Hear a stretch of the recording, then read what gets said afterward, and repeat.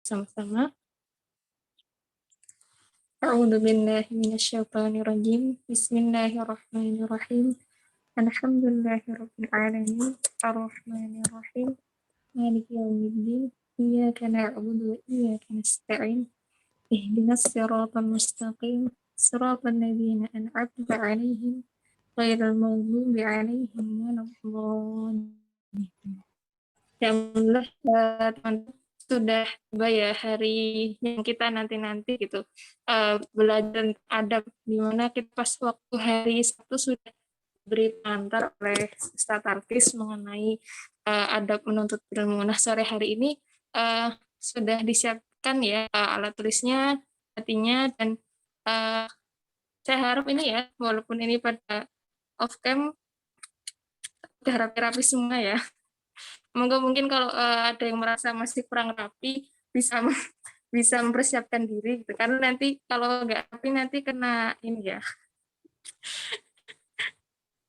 Nanti pas Ustadz Talkis menasihati nanti kalian merasa ini aku kayak gitu. Nah, oke. Kalau sudah siap ya teman-teman, mari kita simak taujih dari Ustadz Talkis mengenai adab menuntut ilmu. Oh iya, sebelumnya mohon maaf Ustadz, saya kenalan dulu, saya Hani dari Musyrifah RTA Usmani Ngagel. Monggo Ustadz, monggo dipersilakan untuk menyampaikan ilmunya. Ya, terima kasih, Bu. Bismillahirrahmanirrahim. Assalamualaikum warahmatullahi wabarakatuh. Waalaikumsalam warahmatullahi wabarakatuh. Alhamdulillah alladzi bi ni'matihi tatimmus shalihat. Asyhadu an la ilaha illallah wahdahu la syarikalah. Wa asyhadu anna Muhammadan abduhu wa rasuluh la nabiyya ba'dah. Allahumma shalli wa sallim ala nabiyyina wa rasulina Muhammad sallallahu alaihi wasallam wa ala alihi wa ashabihi wa man tabi'ahu bi ihsan ila yaumiddin. Amma ba'd. Qala Rasulullah sallallahu alaihi wasallam, talabul ilmi faridatun ala kulli muslimin wa muslimatin amma. Teman-teman yang dirahmati oleh Allah, sore kali ini kita mengawali kajian kitab Ta'lim Muta'allim kita berkaitan dengan adab para pencari ilmu. Kita mulai dengan kesyukuran kita kepada Allah Subhanahu wa taala. Semoga Allah memberikan kemudahan dan kelancaran serta keberkahan ta'lim kita sampai akhir, sampai pembahasan yang terakhir insyaallah. Di sini ada 13 bab, kita kemudian tidak mengejar satu pertemuan atau satu bab selesai, akan tetapi tergantung dari bab yang kita pelajari atau fasal yang kita pelajari berkaitan dengan kedalaman dan keluasan materi yang disampaikan oleh Imam Az-Zarnuji. Nah, ada yang pendek pembahasannya, kemudian ada yang panjang, dan ada yang berhalaman-halaman untuk menjelaskan satu topik. Sore kali ini, waktu Yogyakarta, kita akan mengambil fasal yang pertama. Setelah hari Sabtu kemarin, kita mengambil stadium generalnya. Maka faslun fi mahiyatil ilmi wal fiqhi wa fadlihi. Mudah-mudahan nanti bisa memegang bukunya langsung dan kemudian bisa menyimak dengan buku yang ada, baik PDF maupun yang setia. Kita akan berbicara terkait dengan mahiyatil ilmi, fi mahiyatil ilmi, terkait dengan pengertian ilmu itu sendiri. Apa itu ilmu? Kemudian wal fiqhi dan juga fikih, wa fadlihi dan juga keutamaannya. Di sini nanti akan dikaitkan antara ilmu dengan fikih, ya, ilmu dengan fikih. Karena latar belakang dari Imam Az-Zarnuji juga termasuk ulama fikih. Ya. Kita akan berbicara terkait dengan awal dari hadis Rasul sallallahu alaihi wasallam yang ditulis oleh Imam Az-Zarnuji. Qala Rasulullah sallallahu alaihi wasallam, talabul ilmi faridatun ala kulli muslimin wa muslimatin. Ya, Rasul bersabda bahwa talabul ilmi, menuntut ilmu itu adalah faridatun, hukumnya adalah fardu. Hukumnya adalah wajib.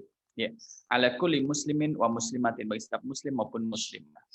Maka kalau kita lihat ada dua keyword di sini. Satu adalah talabul ilmi, yang kedua adalah faridah, artinya adalah wajib. Yang ketiga adalah muslim wa muslimah. Talabul ilmi yang bagaimana yang dimaksud?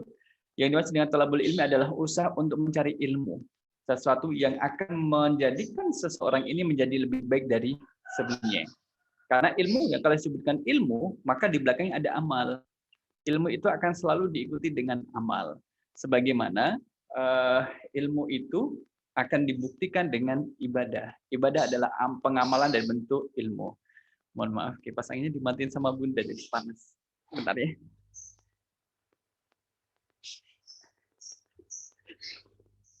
Nih. Beliau lewat tapi matiin, nggak bilang-bilang. Thalabul ilmi.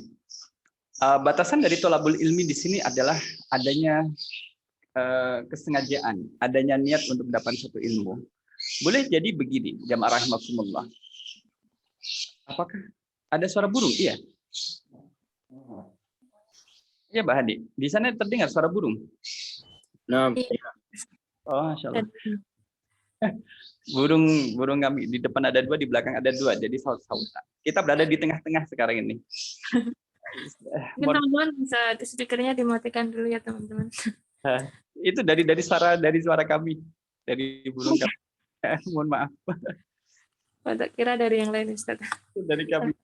Berapa kajian merasa kurang nyaman karena tadi saya lihat sudah tidur burungnya, tapi sekarang mungkin dia bangun. Teman-teman jamaah rahimakumullah, talabul ilmi di sini adalah menuntut ilmu atau mencari ilmu. Maka di sana ada kesengajaan. Ada tadhiyah, ada pengorbanan, kemudian juga ada effort, ada usaha untuk menyengaja mendapatkan ilmu tersebut.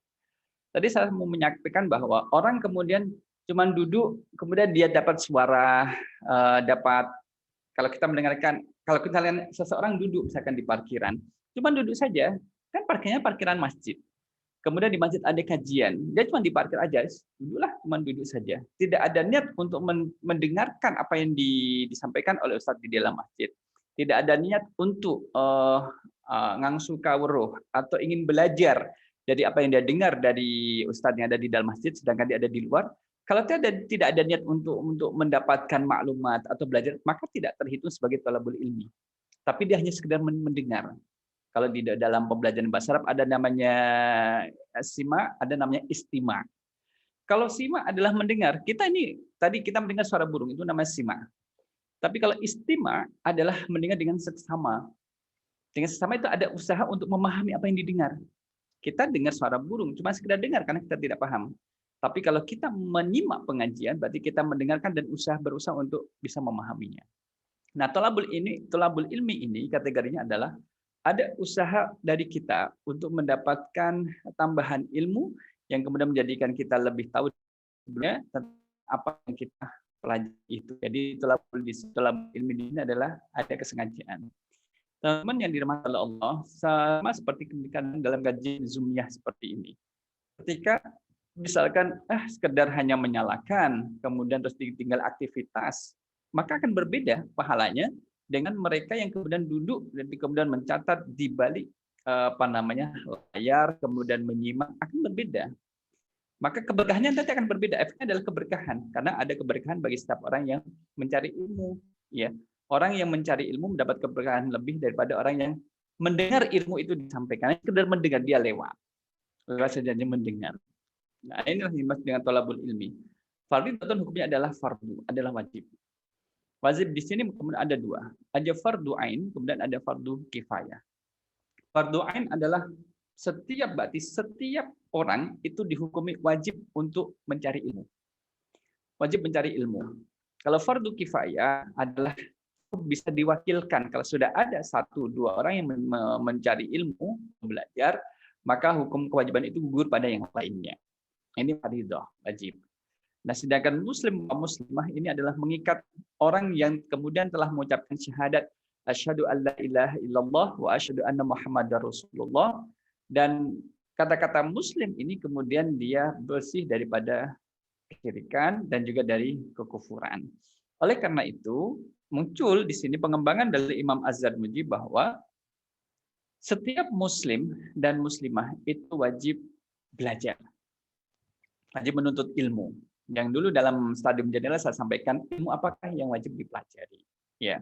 Kemudian sudah ketemu ilmunya, ilmu A, B, C gitu. Kemudian batasan kewajiban itu sampai mana? Apakah hanya di luarnya saja? Misalkan katakanlah itu adalah ilmu fikih, apakah hanya bab thaharah saja? Atau nanti sampai bab thaharah, kemudian di dalamnya ada ada wudhu, tayamum, mandi, kemudian ada bab ibadah, kemudian ada bab muamalah, termasuk dalam bab hudud, atau bahkan sampai yang muamalah maliyah. Pada kitabul buyu, apakah sampai di situ atau cukup di depannya? Nah, kemudian hadis inilah yang disampaikan Rasul Sallallahu Alaihi Wasallam. Kalau teman-teman lihat, ada yang kemudian mentahqiq bahwa hadis ini sebagian mengatakan itu dhaif, lemah. Kemudian sebagian yang lain mengutip bahwa hukumnya adalah sahih. Ya. Nah, kita tidak membahas terkait dengan derajat hadis itu, tapi kita memahami apa yang ditulis oleh Imam Az-Zarnuji sebatas kemampuan kita. Ya. Maka di sini spirit dari hadis ini adalah thalabul ilmi faridatun ala kulli muslim wa muslimah. Maka selama hayat di kandungan badan yang ada dalam diri kita, apakah kita usianya baru belasan tahun, teenager, kemudian apakah sudah 20 ke atas, atau misalkan kepala 3, kepala 4, kepala 5, bahkan maka belajar itu kemudian tidak memandang usia, Satu hal yang menarik yang saya ingat adalah ketika tugas safari dakwah di Hong Kong tahun akhir 2019. Kemudian ada ibu-ibu yang sepuh, boleh dibilang ukurannya adalah nenek, tapi masih kerja menjadi PMI, pekerja migran Indonesia yang ada di Hong Kong. Semangatnya untuk belajar membaca. Kalau kita kenal qiraati atau ummi, ini masih di bawahnya, jilidnya masih jilid 2. Saya sampaikan, Bu, kenapa ibu masih mau belajar baca kayak ini, a, i, u, ba, bi, bu, gitu. Usianya sudah sepuh. Maka disampaikan bahwa Ustaz, kalau saya pulang ke Indonesia, saya itu ingin sekali bisa mengajar cucu-cucu saya itu bisa membaca Al-Quran. Nah, spirit di sini adalah bahwa belajar itu tidak melihat usia. Selama kita hidup di dunia ini dan selama masih bisa bernafas, maka itulah kewajiban belajar itu masih menempel pada diri kita. Kemudian proses dan teknisnya itu kemudian bermacam-macam. Bisa belajar secara otodidak, kemudian ada belajar secara langsung, talaki, mulazamah, dan yang lainnya. Yang penting adalah bagaimana kemudian kita ada semangat untuk belajar dan juga belajar. Hari ini saya menyampaikan materi, tapi pada waktu yang lain kemudian saya belajar juga kepada yang lain untuk menambah materi, menambah ilmu, dan juga mengevaluasi keilmuan yang telah dipelajari sebelumnya. Ini semangat untuk belajar. Kemudian dikatakan oleh Imam Az-Zarnuji, bi'annahu la yuftaradu ala kulli muslimin talabul ilmi. Ketahui bahwa tidak diwajibkan untuk mempelajari semua ilmu. Jadi kata-kata talabul ilmi faridah, wajib itu, kewajiban itu kemudian tidak diberlakukan kepada seluruh ilmu yang Allah turunkan ke dunia ini. Dan kita ketahui menurut kita ilmu Allah yang turun di dunia ini ada jumlahnya banyak. Tetapi bagi Allah itu adalah baru sedikit. Yang sedikit itu saja sudah banyak, apalagi yang banyak. Yang sedikit dari ilmu Allah yang diturunkan ke dunia ini adalah banyak menurut kita dan belum kita pelajari. Bagaimana dengan kalau ditambah dari ini? Allah itu Al-Alim, Maha Mengetahui. Tidak semuanya ilmu. Kalau misalkan tidak semua ilmu, pertanyaan kita terus ilmu apa? Berarti kan harus ada skala prioritas. Kalau ada skala prioritas yang di sini wa inna ma yuftaradu alaihi thalabul ilmil hal. Maka yang diwajibkan adalah mempelajari ilmu hal. Nah, ilmu hal itu apa? Ilmu hal adalah ilmu yang dalam kondisi di mana kita wajib untuk mengetahuinya. Wajib untuk mempelajari karena kita akan melakukan amalan tersebut, maka harus ada ilmunya. Al-ilmu qabla al-qauli wal amal. Ilmu sebelum berbicara dan juga bertindak, berperilaku. Sebelum kita bicara, seyogianya harus memiliki ilmunya. Sebelum kita bertindak, berperilaku, harus tahu ilmunya bahwa yang kita ucapkan ini adalah sesuatu yang benar, ini yang baik, ini yang buruk, ini yang kemudian fasad, ini yang jelek, ini yang kotor. Jadi tahu, kan ada ilmunya. Kenapa tidak mengucapkan A, B, C itu? Karena itu adalah perkataan yang buruk. Kenapa kita memilih mengatakan C, D, E ini? Karena ini adalah perkataan yang termasuk perkataan yang baik. Karena ada ilmunya. Demikian juga dalam beramal, berperilaku juga demikian. Kenapa orang yang memiliki kesempatan untuk menipu orang lain dalam kesempatan yang terbuka luas, dia memilih berkata jujur. Dikarenakan ilmu yang dia miliki mengatakan bahwa menipu adalah perbuatan yang buruk dan dibenci dan ada efek akan kembali kepada pelakunya. Cepat ataupun lambat akan kembali kepada pelakunya. Mohon maaf Bahani, oleh pada bangun itu burung-burung yang itu ya. Jadi, nah, teman-teman yang dimati oleh Allah, maka kita mendapatkan keyword adalah ilmu hal. Kita misalkan entah itu yang kuliah, kemudian ada yang di guru, kemudian yang sudah kerja, maka belajar itu menjadi tetap melengket pada diri kita. Nah, apa yang kita pelajari? Ilmu hal. Itu yang wajib. Satu ilmu hal sudah kita pelajari selesai. Apakah sudah selesai tugas mempelajari kita? Iya. Ya, lihat kondisi kita. Dikatakan afdalul ilmi ilmul hal. Ilmu yang paling utama adalah ilmu hal. Wa afdalul amali hifdzul hal. Dan perbuatan yang paling utama adalah memelihara hal. Apa itu hal? Hal ini adalah perilaku, ya ilmu yang berkaitan dengan masalah perilaku kita, berkaitan dengan masalah tindak tanduk kita.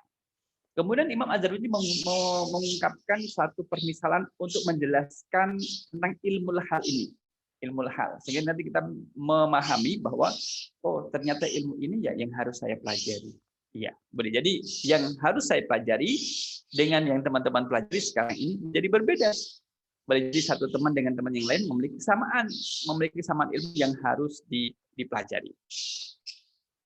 Wa yuftaradu 'alal muslimi talabu ma yaqa'u lahu fi halihi, maka diwajibkan al muslim bagi setiap muslim adalah talabu ma yaqa'u lahu fi halihi, mempelajari ilmu yang diperlukan untuk persiapan diri dalam kondisi yang sekarang ini. Dalam kondisi apa?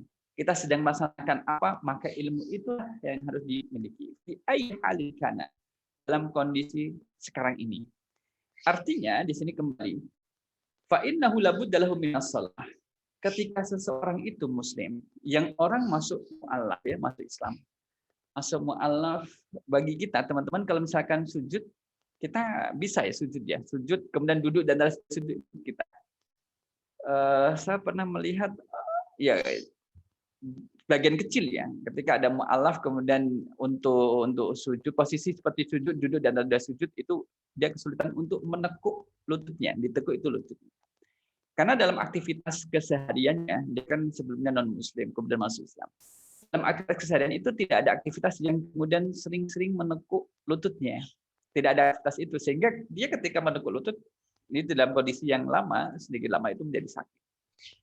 Nah, seorang mu'alaf, kemudian dia masuk Islam, meyakini kebenaran agama Islam, niatnya adalah berhijrah membawa agama Islam, maka dalam kondisi tersebut, mu'alaf ini wajib untuk mendirikan sholat 5 waktu.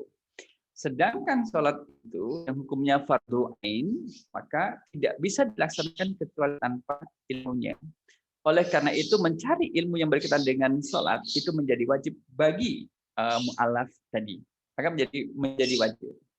Kenapa? Karena dia baru masuk Islam, maka dia harus mempelajari ilmu salat. Inilah kemudian disampaikan oleh Imam Az-Zarnuji, fa innahu la budda minas shalah, karena ia diwajibkan melaksanakan salat, fa yuftaradu alaihi ilmu ma yaqulu fi salatihi, maka dia wajib memiliki ilmu yang berkaitan dengan salatnya. Mulai dari taharahnya, tata cara taharahnya selesai. Dalam taharah nanti ada rukun dan juga sunnahnya. Setelah itu masuk pada proses pelaksanaan sholat. Ada syarat sah sholatnya. Kemudian ada rukun sholatnya. Kemudian dipelajari. Kemudian mempelajari gerakan sholatnya. Kemudian mempelajari bacaan sholatnya. Nah, ini kemudian proses dan ini yang dipelajari.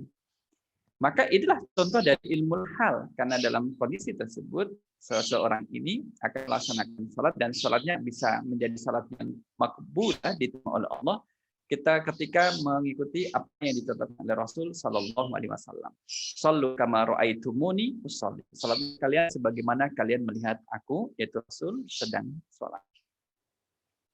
Biqadri ma yu'addi bihi fardhus salati, ya dia ilmunya terkait dengan ilmu salat sampai mana batasannya? Sebatas yang diperlukan untuk bisa menegakkan salat.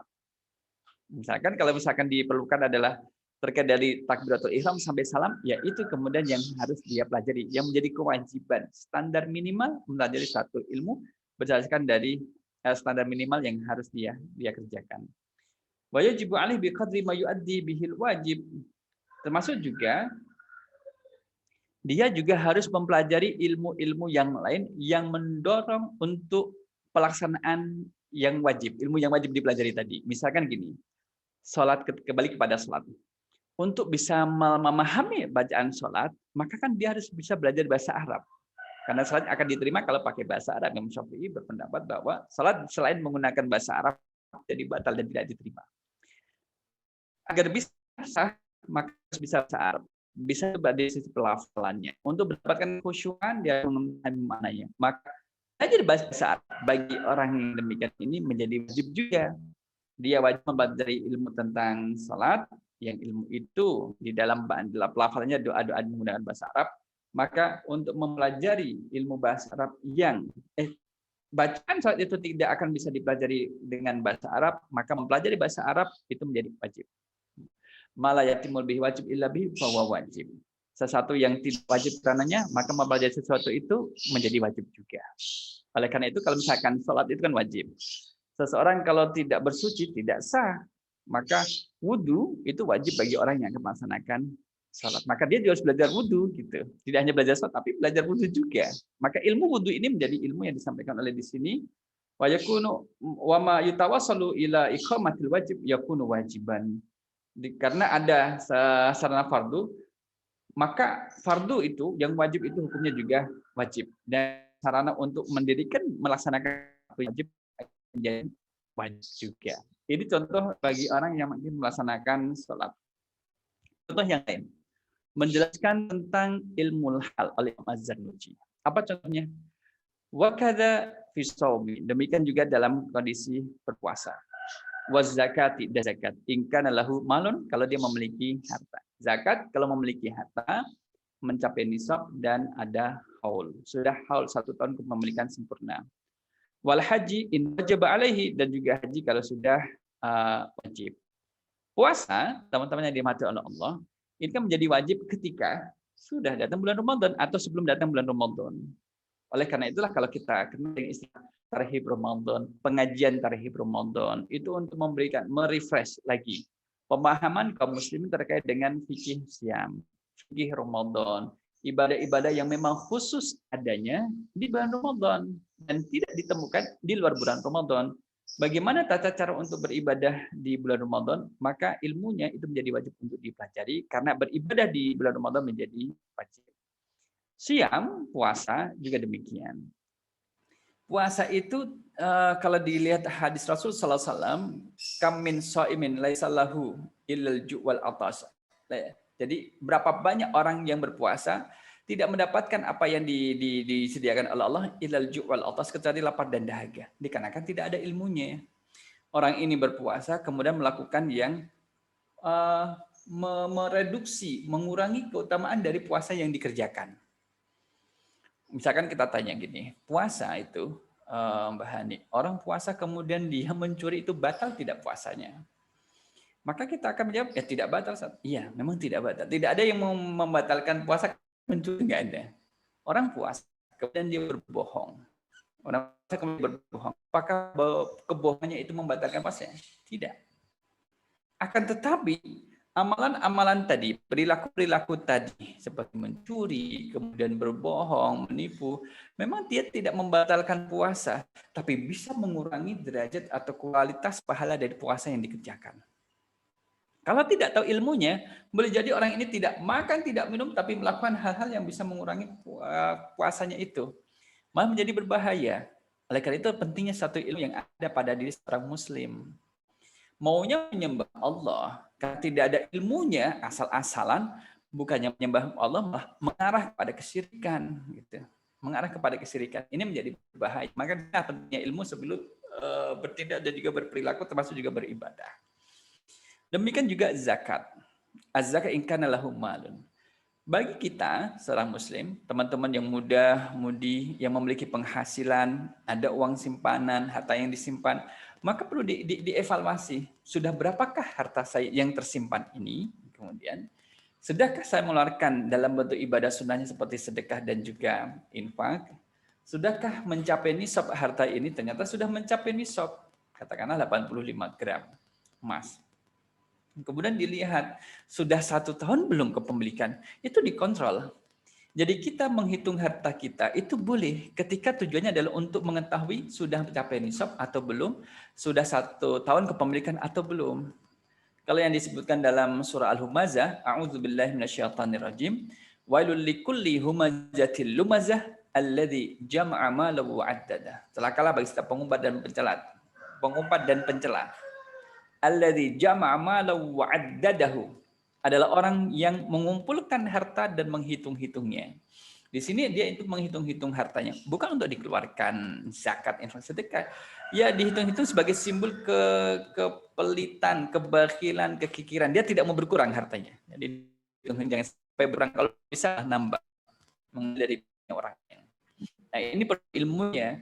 Ketika zakat ada ilmunya juga, sehingga harta yang dimiliki itu terbebaskan dari hal-hal yang haram, terbebas dari harta yang haram. Lisail wal mahrum, ada hak orang meminta-minta yang harus dikeluarkan dari harta kita. Kalau tidak dikeluarkan, maka Allah punya cara untuk mengeluarkan, dan itu biasanya lebih pedih dan lebih perih bagi yang mendapatkannya. Nah, teman-teman yang dimati oleh Allah, wal haji in wajaba, demikian juga haji. Yang mau tindak haji tahun depan 2022, maka ilmunya itu harus dipelajari, ilmu haji. Hal-hal yang boleh dilakukan saat berihram, kemudian yang boleh ketika berada di tanah haram, masyairil haram di mana saja, waktu mustajab di mana kapan saja, tempat yang mustajab itu di mana saja, ilmunya dipelajari. Hal-hal yang membatalkan haji apa saja, larangannya itu apa saja, dan sebagainya. Ya. Nanti jangan-jangan ketika sudah pakai ihram, kemudian ada semut di kepala, dimatiin semua. Ada semut dimatiin semua dan dirusak. Itu nanti malah kena dam itu. Harus ada ilmunya di sana. Wa kadza fil buyu'i in kana yattajiru. Demikian juga dalam fikih jual beli, kalau memang dia adalah seorang pedagang. Kenapa harus ke itu? Kalau dalam pedagang harus belajar. Iya, menjadi pedagang itu harus ada ilmunya untuk menjaga diri dari kecurangan dalam pedagang. Ya. Itu berkahan yang Allah turunkan dunia ini kan dagang. Kalau misalkan ada 10, 99 sebenarnya itu adalah dari dagang gitu. Rasulullah SAW juga sebelum menikah dengan Ummul Mukminin Khadijah binti Khuwailid juga dagang juga. Dari ilmunya, apa yang boleh dilakukan oleh yang berdagang untuk menghindarkan diri dari transaksi yang ribawi, akad ribawi, itu harus ada ilmunya. Ya. Oleh karena itu, kemudian setelah Imam Az-Zarnuji menjelaskan beberapa contoh terkait dengan ilmu hal, qila li Muhammad bin Hasan, kemudian disampaikan kepada Muhammad bin Hasan rahimahullah, ala tusannifu kitaban fi zuhdi. Disampaikan, mungkin enggak, kenapa Anda tidak menulis kitab dalam zuhud atau kitab tentang zuhud gitu. Maka disampaikan qala sunnatu kitaban buyu. Telah menulis buku terkait dengan jual beli, yaitu Az-Zahid may yahtaju an syubhati wal makruhati fi tijarat. Orang yang zuhud adalah orang yang yahtariju, menjaga dirinya an syubhat, dari yang syubhat, wal makruhat, dan makruh fi tijarat, dalam aktivitas dagangnya. Jadi ketika di sini Muhammad Ibnul Hasan, apakah dia inilah di Damaskus, beliau dari Damaskus. Termasuk juga pernah berguru kepada ulama dari mazhab Hanafi. Ya. Nah, disampaikan bahwa kenapa Anda tidak menulis terkait dengan kitab zuhud gitu, tetapi Anda malah menulis kitab buyu, jual beli. Dijawab bahwa kenapa sampai kitab jual beli? Karena orang zuhud itu sekalipun dia jadi seorang pedagang, dia akan menjaga diri dari sesuatu yang syubhat dan makruh. Nah, disitulah kemudian ditulis buku tersebut. Oleh karena itulah ilmunya itu menjadi penting, bahwa seorang yang profesi sebagai pedagang pun harus menjadi seorang yang zuhud. Zuhud ini, teman-teman jamaah rahimakumullah, tidak diartikan dengan orang yang meninggalkan dunia, Kalau definisi tadi adalah zuhud itu adalah orang yang menahan diri dari sesuatu yang syubhat.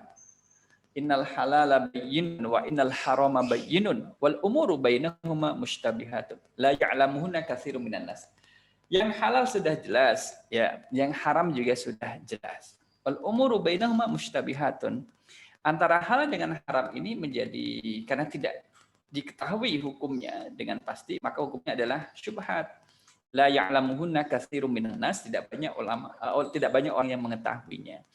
Jadi karena kita tidak tahu hukum satu benda itu, baik itu halal atau haram, maka kita berada pada posisi syubhat. Karena kita tidak tahu. Tapi kalau kita sudah tahu, oh ternyata itu bukan barang saya, ya berarti barang itu menjadi haram untuk dimiliki, bukan milik kita. Sudah tidak debat lagi, karena sudah jelas hukumnya itu haram. Atau barang itu kemudian menjadi sudah jelas, oh ternyata itu barang saya. Ternyata barang saya yang ketinggal tadi. Kan sudah jelas, kalau sudah jelas berarti menjadi halal bagi dirinya untuk memiliki barang tersebut. Itu adalah orang yang syubhat, orang yang zahid menjauhkan diri dari syubhat, dan yang makruh sesuatu yang dibenci oleh Allah Subhanahu wa taala. Tentu harus belajarkan ilmunya. Makruh dalam jual beli itu apa? Yang makruh dalam muamalah interaksi dengan yang orang lain itu dalam bentuk apa? Next. Wa kadzalika fi sa'iril muamalati wal hirafi. Demikian juga ilmu hal itu juga harus dimiliki dalam kondisi di mana seseorang itu sedang berinteraksi dengan orang lain ataupun dalam melaksanakan profesinya. Dalam hal ini ada dua hal. Satu adalah ilmu harus dimiliki, yang kedua adalah tetap zuhud dalam segala aktivitas. Ya, yang menghindarkan diri dari yang syubhat dan juga yang makruh. Kemudian dalam melaksanakan profesi teman-teman yang sebagai mahasiswa, nah, tentunya harus mengetahui apa sih jadi syubhat dalam di dunia akademik seorang mahasiswa dan yang makruh. Misalkan kalau mencontek itu adalah sesuatu yang dibenci, ya, makruh. Katakanlah hukumnya adalah makruh. Kan dilarang. Atau mungkin kalau sudah jelas peraturannya menyontek adalah terlarang. Berarti kalau ada mahasiswa yang menyontek dalam saat ujian, ketika hukum itu sudah diterapkan, dia melanggar satu pelanggaran dan hukumnya adalah dosa. Di situ artinya adalah dia tidak memiliki ilmunya, bahwa ilmunya adalah bukan hanya sekedar mengerjakan soal ujian, tapi bagaimana memberikan dampak keberkahan dari ujian yang telah dia kerjakan tadi, atau bahkan dalam perkuliahan. Inilah yang harus kita jaga. Kebaikan teman-teman di sini adalah sebagai mahasiswa-mahasiswi, maka hal-hal yang terlarang untuk dilakukan secara akademik, pelanggaran akademik, kode etik mahasiswa itu harus dihati juga. Kalau teman jadi santri di rumah tahfidz, tentunya ada peraturan-peraturan. Yang mana yang syubhat, kemudian yang syubhat aja itu harus ditinggalkan, apalagi yang jelas haram. Maka kalau misalkan mau mencoba menguji, ya perlu kita uji diri kita, itu perlu diuji. Kita mengatakan saya zuhud menghindarkan diri dari yang syubhat. Uji sudah enggak? Sudah teruji belum? Kasih aja, kasih makan bersama di rumah tahfidz, prasmanan beratur, satu-satu jaga jarak dan menggunakan protokol kesehatan yang ketat. Kemudian di tulisan, satu kan santri boleh mengambil nasi secukupnya, sayur secukupnya, tapi ayam goreng diperbolehkan ngambil satu potong saja. Sudah gitu, sudah tinggalkan saja, nggak usah diawasi kayak gitu, nggak usah diawasi. Karena kalau diawasi nanti tidak kelihatan, aslinya nggak kelihatan, sikap aslinya. Sudah gitu, dipasin saja. Santrinya adalah 25, kasih 25 potong. Kok kurang 3? Loh kok kurang 3? Ditanya, siapa yang ngambil double? Nggak ada. Ngambil double itu ngambil lebih daripada 1 gitu. Perlu dijelaskan juga. Karena gini, nanti kalau santrinya cerdas, siapa yang ngambil double? Pelakunya nggak ngaku. Saya nggak ngambil double kok, saya ngambil 3. Berarti kan bukan double namanya, triple kan? Dia ngomong analogi seperti itu. Siapa yang ngambil double? Artinya adalah lebih daripada 1. Mau 1 secuil, 1,5, atau 1 ini. Siapa ya? Nggak ada yang ngaku. Udah, nggak ada yang ngaku, ya sudah. Kalau nggak ada yang ngaku, ya kita hormati bahwa memang tidak ada pelanggaran.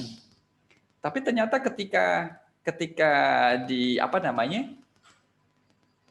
santri itu kemudian mau mencuci piringnya, membuang sampah, ternyata ada satu santri yang piringnya itu isinya 2 tulang.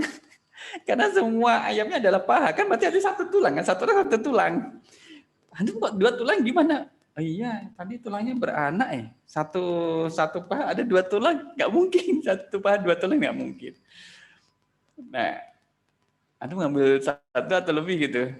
Ambil satu, tapi temennya ikut gitu. Temennya ikut. Nah itulah kemudian sesuatu yang haram itu harus dihindarkan. Ini termasuk adab juga ya, adab juga. Dan memang harus kita uji diri kita apakah kita termasuk yang taat terhadap peraturan yang dibuat oleh manusia atau tidak. Ya, kalau misalkan dengan peraturan manusia kita taat, tentunya dengan peraturan Allah harus lebih taat. Wa kullu man ishtaghala bi syai'in, dan setiap orang yang kemudian sibuk dengan urusannya, minha yuftaradu alaihi ilmu taharruzi anil harami fihi. Orang dari setiap kita yang kemudian sibuk dengan profesinya masing-masing harus menjaga diri dari sesuatu yang haram. Itu harus. Disampaikan di sini adalah alaihi ilmu taharruz. Dia harus memiliki ilmu untuk menjaga diri dari sesuatu yang haram. Ada nggak sesuatu yang haram dari profesi kita masing-masing? Ada. Profesi yang haram dari seorang dosen? Ada. Ya. Menjaga diri dari sesuatu yang haram dari seorang mahasiswa? Ada. Kemudian dari seorang pedagang? Ada. ASN? Ada. Anggota sipil itu, anggota negeri sipil atau PNS? Ada. Apa yang haram dari seorang dokter? Ada. Maka ilmu dipelajari untuk menjaga diri sesuatu yang dari yang diharamkan. Misalkan seorang dokter, pasien periksa dengan kondisi yang ada, hasil diagnosa itu secara medis, si pasien ini adalah penyakitnya A. Dokter sengaja, dokter jangan tahu memang penyakitnya memang A dari ini. Tapi kemudian dokter melakukan pembohongan, ini nggak sakit, bukan sakit A, ini bukan virus COVID, ini biasa ini. Padahal secara medis dokter juga tahu memang ini adalah COVID. Kemudian dikatakan biasa. Nanti 2-3 hari insya Allah juga sembuh. Silakan beraktivitas dengan yang lainnya, berkumpul dengan yang lainnya nggak apa-apa gitu aja. Karena dia berbahaya itu kan dari perbuatan yang haram. Allah Maha mengetahui yang demikian itu. Atau makanya sebaliknya, batuk ringan dikatakan COVID. Nah, setiap profesi yang kita tekun ini ada warna hitam dan warna putihnya. Warna hitam adalah warna keburukan, yaitu disebut dengan perbuatan yang terlarang, haram. Warna putih adalah kebaikannya, perbuatan yang halal. Nah, kita harus mengetahui ilmunya untuk bisa membedakan mana yang hitam dan mana yang putih. Wa kadzalika yuftaradu alaihi ilmu ahwalil qalbi. Nah, tadi berkaitan dengan ilmu secara umum. Imam Ad-Darnuji kemudian menjelaskan lebih rinci bahwa perlu adanya mempelajari ilmu terkait dengan ahwalil qalbi, kondisi hati. Ya, boleh disebut dengan manajemen kolbu, boleh manajemen kolbu, kondisi hati. Minat tawakul, kemudian seperti tawakal, wal inabah, kemudian bagaimana ketika seorang itu hendak bertobat kepada Allah, bagaimana rasa memunculkan rasa khasyah, takut kepada Allah, bagaimana memunculkan kata ridho terhadap Allah, ketentuan Allah atas dirinya. Fa innahu waqi'un fi jamil ahwal. Karena semua itu ya akan menjadi tetap aktual dan terjadi dalam setiap kondisi, ya kan?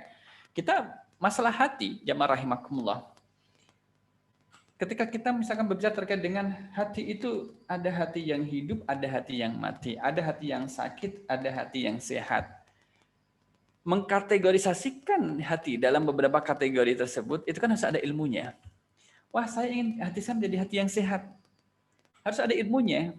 Amalan apa yang dilakukan untuk menjaga kesehatan hati? Kesehatan hati. Jadi kan harus ada ilmunya. Kalau tidak ada ilmunya, bagaimana bisa menjaga kesehatan hati? Wah, hatinya ini sakit. Maka untuk menghindarkan diri dari sakitnya hati, harus ada ilmunya. Misalkan sakit hati itu adalah seperti kayak nifaq. Itu menjadi sakit hati. Penyakit hati, artinya sakit ya. Bukan sakit hati. Bukan sakit hati gitu ya. Artinya penyakit. Kemudian dengki, kemudian berburuk sangka, itu penyakit-penyakit hati yang kemudian menjadi akhlak mazmumah, akhlak yang tercela.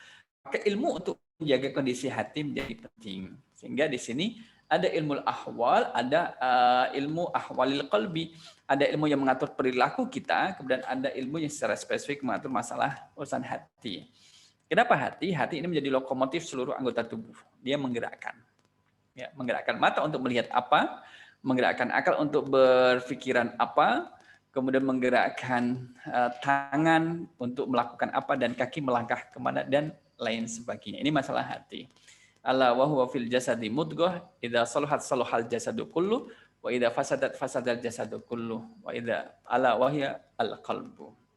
Nah, maka dia adalah hati. Kalau baik, anggota yang lain menjadi baik, anggota tubuhnya. Kalau dia rusak, fasadat, maka akan berdampak kerusakan pada perilaku yang lainnya. Maka dimulai dengan hati. Nah, inilah awal pembahasan Imam Az-Zarnuji dalam pembahasan yang pertama. Wa syaraful ilmi la yaf'al ahadin idh huwal mukhtassu bil insaniyah. Maka tentang kemuliaan ilmu ini, teman-teman jamaah rahimakumullah. Ilmu ini itu identik dengan sifat kemanusiaan. Kalau kita adalah manusia, jadilah manusia yang berilmu. A'udzubillahi minasyaitonirrajim. Yarfa'illahu alladhina amanu minkum walladhina utul ilma darajat. Jadi orang yang berilmu kemudian diangkat derajatnya oleh Allah. Itu karakteristik manusia adalah berilmu. Maka wasyaraful ilmi la yakhfa. Kemuliaan ilmu itu ya tidak la yakhfa ala ahadin, tidak ada seseorang yang meragukan. Kalau orang berilmu kemudian tidak mulia, enggak ada yang meragukan. Orang yang berilmu itu menjadi orang mulia. Allah juga sudah berfirman di dalam Al-Qur'an tadi, mengangkat derajat orang yang beriman bagi yang berilmu. Idhuwal mukhtasu bil insaniyah, karena ini menjadi sifat khusus yang dimiliki oleh manusia. Kemudian berikutnya adalah li'anna jami'al khisali. Li'anna jami'al khisali. Siwal ilmi. Jadi semua boleh dikatakan bahwa karena seluruh perkara, seluruh aktivitas yaitu selain ilmu itu ada pada manusia, yashtariku fihal insan wa sairul hayawan. Ada pada hewan dan juga ada pada manusia selain ilmu. Artinya ilmu ini kemudian tidak dimiliki oleh hewan, dimiliki oleh manusia. Kasyaja'ah. Kemudian kita mengatakan keberanian. Saat manusia juga berani, ya hewan juga mungkin lebih berani daripada manusia. Ini kan binatang yang buas itu kan lebih berani daripada manusia. Manusia lebih kuat, hewan juga kuat. Hewan hebat, manusia lebih hebat saat apa? Itu manusia makan aspal, makan pasir, makan batu, makan besi. Hewan juga demikian. Misalkan kasyaja'ah keberanian, kemudian wal jur'ah. Kalau masalah-masalah nekat-nekatan, manusia ada yang nekat, hewan juga ada yang nekat untuk mendapatkan apa yang diinginkan. Wal kuwati kekuatan. Ya manusia sama hewan juga memiliki kekuatan. Manusia juga kuat, hewan juga kuat. Wal jud. Jud ini adalah kedermawanan atau murah hati. Ada kan kemudian kita melihat ada hewan yang memiliki belas kasihan. Hewan menolong hewan yang lainnya. Bagaimana seorang binatang seekor aksa kemudian itu memberi makan kepada ikan yang ada di dalam kolam dengan mengambil makan yang ada di luar kolam. Kan itu ada. Ada pada hewan. Kemudian syafaqah, rasa kasih sayang. Ya, hewan juga memiliki kasih sayang. Kalau kita lihat misalkan kucing kemudian menggendong anaknya dengan digigit di leher belakangnya, dibawa ke tempat yang kering karena hujan sedang turun. Dibawa tempat yang sejuk karena di luar panasnya luar biasa panasnya. Ada belas kasih sayang. Hewan juga ada. Tetapi kalau kita bicara tentang ilmu, hewan tidak memiliki ilmu. Ilmu yang mana? Ilmu yang barusan kita bahas tadi, yang kita singgung di atas tadi. Ilmu tersebut. Ilmu yang menjadikan orang itu mengetahui mana yang halal, mana yang haram, kemudian menjaga diri dari yang syubhat dan juga yang makruh. Wabihi, dan dengan ilmu azharallahu ta'ala fadla Adam alal malaikah. Dengan ilmu kemudian Allah memuliakan Adam alaihissalam atas malaikat. Ya kan, kalau misalkan kita lihat di surah Al-Baqarah di awal-awal ya, ayat yang ke-30, A'udzubillahi minasyaitonirrajim. Idz qala rabbuka lil malaikati inni ja'ilun fil ardi khalifah. Qalu ataj'alu fiha may yufsidu fiha wa yasfikud dima wa nahnu nusabbihu bihamdika wa nuqaddisu lak. Qala inni a'lamu ma la ta'lamun. Wa 'allama Adamal asma'a kullaha thumma 'aradahum 'alal malaikati faqala ambiuni bi asma'i haula'i in kuntum shadiqin. Pengakuan malaikat, qalu subhanaka la ilma lana illa ma 'allamtana innaka antal alimul hakim. Malaikat tidak bisa menyebutkan barang-barang, benda-benda yang ada di sekitarnya. Adam alaihissalam itu bisa menyebutkan karena sudah Allah berikan ilmunya. Wa 'allama, artinya Allah mengajarkan kepada Adam, wa 'allama Adam asma. Allah mengajarkan nama-nama benda-benda itu kepada Adam alaihissalam, maka Adam menjadi berilmu dengan nama benda-benda itu. Inilah kemuliaan. Jadi jamaah rahimakumullah, teman-teman, menjadi orang yang berilmu kemudian tidak harus dia adalah orang kaya. Orang kaya identik dengan orang yang berilmu. Kalau orang miskin identik dengan orang yang bodoh, tidak. Allah dari sampai perjalanan kita di sini, kita tidak menemukan Imam Az-Zanuji kemudian mengkaitkan antara ilmu dengan kekayaan seseorang, antara ilmu dan ketiadaan ilmu dengan kemiskinan seseorang. Tidak ada. Artinya orang kaya, orang miskin, orang kota, orang desa, orang tua, orang muda itu memiliki kesempatan yang sama untuk menjadi pribadi yang berilmu. Wa amarhum bisujudi lahu. Setelah Allah memuliakan Adam alaihissalam, maka Allah memerintahkan kepada malaikat bisujudi, sujud kepada Adam alaihissalam. Sujud bagaimana? Kalau kita lihat tafsirnya, sujud di sini adalah sujud penghormatan, bukan menyembah. Jadi penghormatan. Sehingga Dr. Wahbah Zuhaili ketika menafsirkan ayat di dalam Al-Quran, sujudnya malaikat kepada Adam alaihissalam adalah bentuk penghormatan. Yang kemudian pernah dalam peradaban kehidupan manusia memberi hormat kepada raja itu dengan orang yang sujud, pasti sujud. Itu bukan penyembahan, tapi itu penghormatan. Yang dimaksud dalam penjelasan ini adalah penghormatan. Sehingga Rasulullah SAW merubah penghormatan itu dengan bentuk salam. Kalau kita menghormati seseorang, sampaikan salam kepada dia. Karena dia seorang muslim. Kalau kita mendapatkan salam dari orang lain, berarti kita dihormati dan berilah penghormatan kembali. A'udzubillahi minasyaitonirrajim wa idza huyyitum bi tahiyyatin fahayyu bi ahsana minha aw rudduha. Maka beri balasan feedback yang baik, semisal atau yang lebih baik. Wa inna ma syaraful ilmi bi kaunihi wasilatan ilal birri wat taqwa. Ilmu menjadi mulia karena ilmu menjadi wasilatan, menjadi perantara seseorang dengan ilmunya ilal birri wat taqwa untuk melakukan kebaikan dan juga ketakwaan. Kebaikan tidak bisa dilakukan seseorang kecuali tanpa ilmu. Ketakwaan, predikat ketakwaan tidak bisa diperoleh seorang hamba kecuali dengan ilmu. Jadi kalau misalkan, ya Allah saya ingin menjadi hamba yang bertakwa, maka harus menjadi orang yang berilmu. Tidak ada menjadi orang yang bertakwa tanpa ilmu. Loh, saya tuh nggak ada ilmunya ya, tahu-tahu malah bertakwa. Saya nggak tahu ya, namanya memang takwa. Orang memanggil saya untuk takwa, berarti saya orang bertakwa gitu. Nggak, namanya takwa. Takwawati misalkan, ada Mbak Ana Takwawati. Atau takwa kalau laki-laki apa ya? Ada nggak takwawanto? Kalau laki perempuan takwawati. Kalau mungkin ada yang pakai lama laki-laki. Maka untuk mendapat derajat orang bertakwa dengan ilmunya. Albir. Melakukan kebaikan itu kan harus ada ilmunya. Kita tidak tahu bahwa itu sesuatu yang baik kalau tanpa ilmunya. Banyak juga ada kebaikan yang sudah diketahui, kadang masih belum kita lakukan. Apalagi kebaikan yang tidak diketahui, maka tidak dilakukan. Demikian juga ketakwaan. Yang dengan ilmu, seseorang bisa melakukan kebaikan dan juga ketakwaan, maka alladzi yastahiqu bihal mar'u al-karamata indallah. Karena orang ini melakukan kebaikan dan ketakwaan dengan ilmunya, maka layak mendapatkan karamatan, kemuliaan, penghormatan di sisi Allah Subhanahu wa taala, wasa'adatul abadiyah, dan juga kebahagiaan abadi. Kama qila li Muhammad bin al-Hasan bin Abdullah syi'run, sebagaimana syair di bawah ini. Ta'allam. Jadi syairnya dimulai dengan ta'allam, belajarlah. Fa innal ilma zainun li ahlihi. Belajarlah karena ilmu menjadi penghias bagi pemiliknya. Ilmu itu menjadi hiasan bagi pemiliknya. Kalau kita berilmu, ya itulah hiasan kita. Karena kalau hiasannya ilmu, maka yang namanya hiasan akan mempercantik, memperelok, memperindah perilakunya.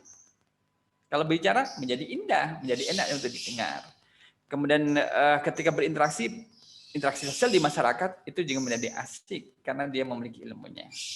Maka ta'alam fa innal ilma zainun li ahlihi wa fadlun wa unwanun likullil mahamidi. Tidak hanya menjadi perhiasan, tapi ilmu itu menjadi keunggulan. Fadlun, kemudian wa unwanun, dan dia menjadi tanda, jadi alamat, ya, likullil mahamidi, bagi setiap pujian. Wa kun mustafidan kulla yaumin ziyadatan. Wa kun mustafidan. Artinya adalah kulla yaumin ziyadatan, dan carilah tambahan ilmu. Kalau bisa setiap hari. Hari ini ilmu apa? Ilmu apa yang bertambah pada diri kita? Ya, ilmu apa? Nah, kalau saya tadi ngotak-ngatik terkait dengan ilmu statistika. Kalau kita lihat belajar tafsir pakai statistika enggak juga gitu, statistik, SPSS, pakai SPSS kan enggak juga. Tapi menjadi penting kita juga mempelajari disiplin ilmu di luar yang penting, yang wajib yang harus kita pelajari, ilmu tambahannya. Wa kun mustafidan kulla yaumin ziyadatan, dan carilah tambahan ilmu pada setiap hari. Minal ilmi wasbah fi buhuril fawaidi.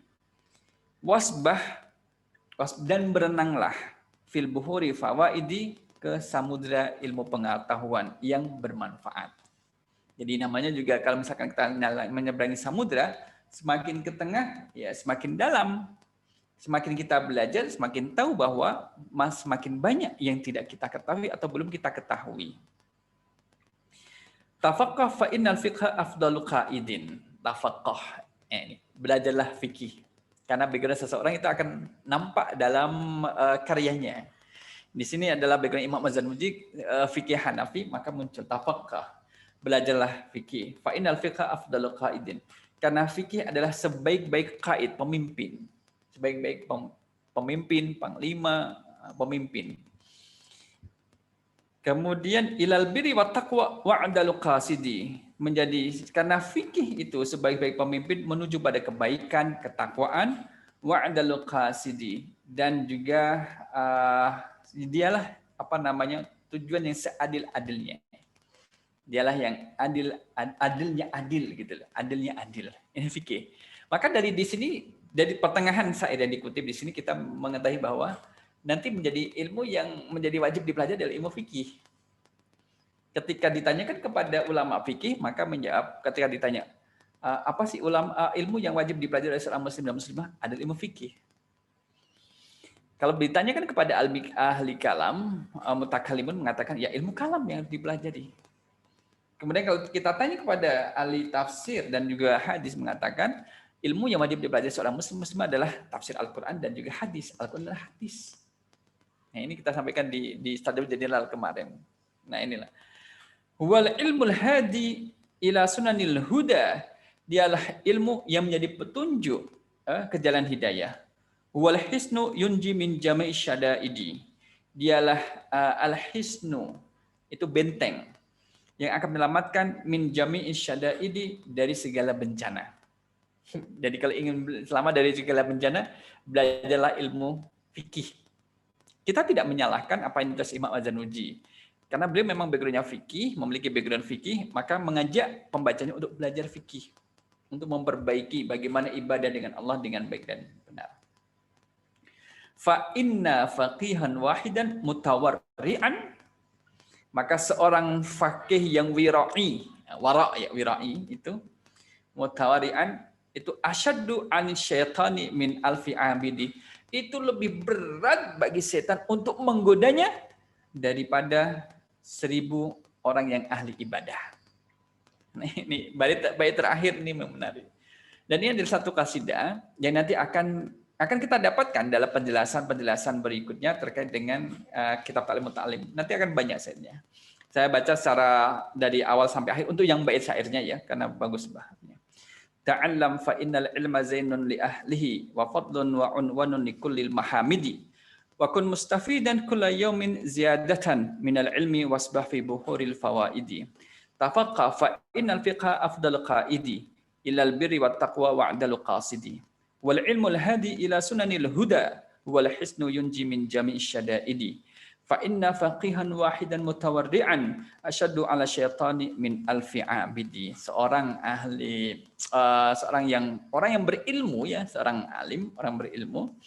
Faqih adalah orang yang paham di bidang ilmu fikih.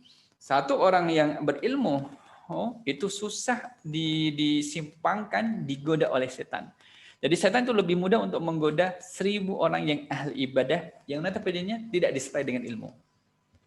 1000 orang ahli ibadah, abid adalah orang ahli ibadah, itu mudah disimpangkan oleh setan. Digoda untuk riya, digoda untuk tidak ikhlas, digoda untuk pamer, itu mudah. Tapi bagi orang yang berilmu kemudian susah bagi setan untuk melakukan hal itu. Inilah jamaah rahimakumullah yang kemudian tadi disampaikan itu yang dari bait itu kalau kita lihat dalam hadis itu ada dari Abu Hurairah, ma'ubidallahu bi syai'in afdhala min fiqhi fid dini wa li faqihin wahidun asyaddu 'ala syaitani min alfi 'abidi wa li kulli syai'in imadu wa imaduddin al-fiqhu.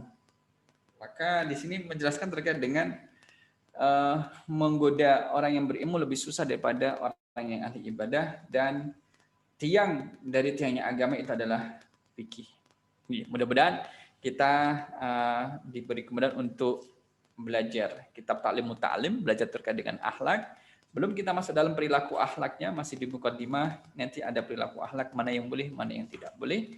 Dan insya Allah berikutnya nanti akan kita lanjutkan masih di fasal yang pertama berkaitan dengan ilmu yang fardu dan juga yang kifayah untuk dipelajari insya Allah. Siapkan pertanyaan. Kalau ada nanti disampaikan kepada mas'ulnya dan boleh dilanjutkan kepada saya untuk dijawab di pertemuan-pertemuan yang akan datang insyaallah. Aku qouli hadza astaghfirullah li wa lakum. Wassalamualaikum warahmatullahi wabarakatuh. Waalaikumsalam warahmatullahi wabarakatuh. Allah jazakumullah khairan katsira Ustaz atas ilmunya, sangat bermanfaat untuk kami. Insyaallah nanti teman-teman ditunggu ya pertanyaannya, nanti bisa dikirimkan ke musyrifah masing-masing, nanti akan kami sampaikan ke Ustaz Tarkis. Mungkin saya sampaikan beberapa kesimpulan ya yang disampaikan oleh Ustaz Tarkis tadi, yaitu mengenai kira-kira ilmu yang seharusnya kita cari itu sebenarnya ilmu apa gitu. Yang pertama adalah tentang ilmu hal ya, di mana kita sangat membutuhkan itu. Nah, misal kita saat ini sebagai penghafal Quran, maka kita butuh ilmu apa saja. Dan sebenarnya itu kami sudah ini ya, kata Usmani sudah memfasilitasi ya.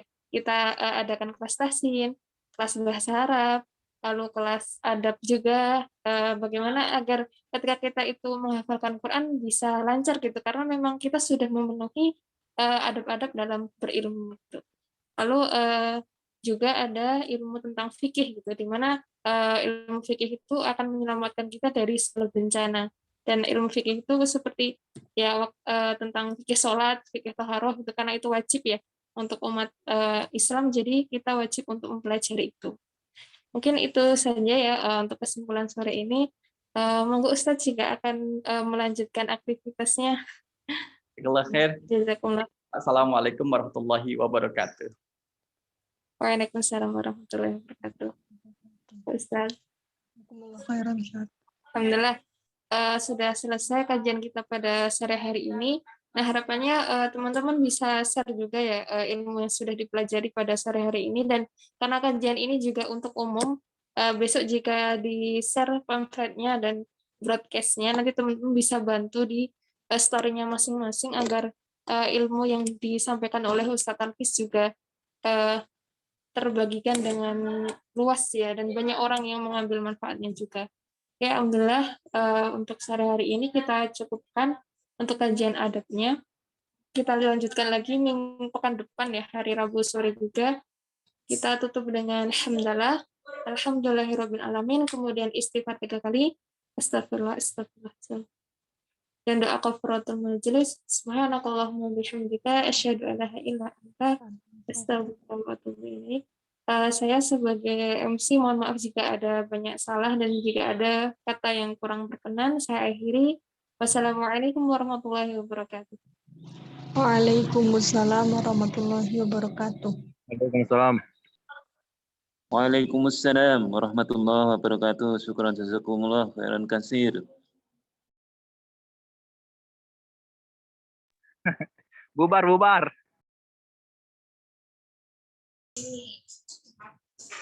Hayu.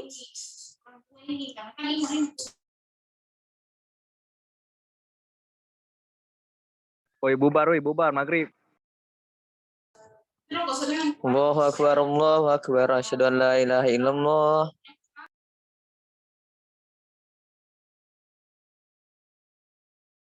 Bubar, woi.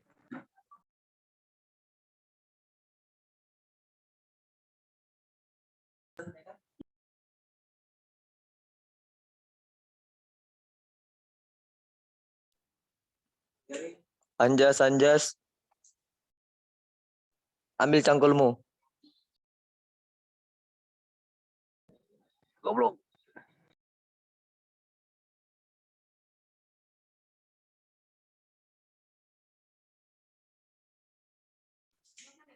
Ambil cangkulmu. Aisyah sedang menunggumu. Wih, masih pagi. Ada Bigo Live nih, ada Bigo Live. Sawer, sawer, sawer.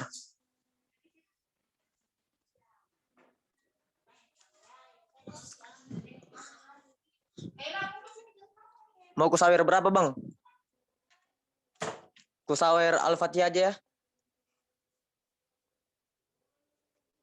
Woi, itu abang kau, bukan kau.